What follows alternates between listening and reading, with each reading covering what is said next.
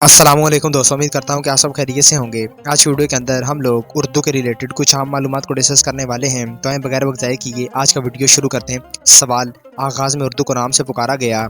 लश्करी, हिंदी, बुर्ज।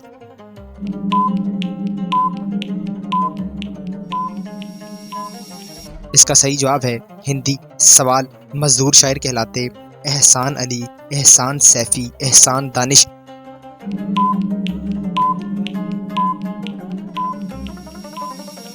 इसका सही जवाब है एहसान दानिश। सवाल, जदीद गज़ल के इमाम कहलाते? फैज़, हज़रत मोहानी, हाली।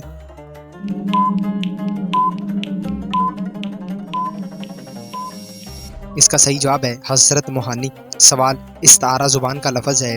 अरबी, फ़ारसी, उर्दू।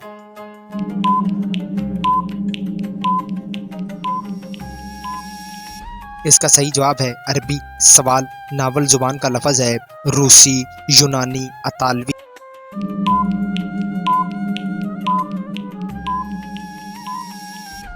इसका सही जवाब है अतालवी। सवाल, मुसव्विर हकीकत बोला जाता? इकबाल को, जॉन एलिया को, आतिश को।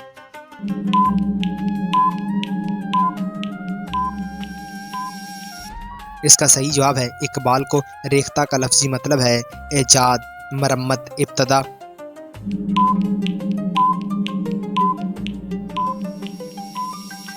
इसका सही जवाब है इब्तदा। सवाल, फैज़ गिरफ्तार हुए कत्ल केस में, साजिश केस में, रेप केस में।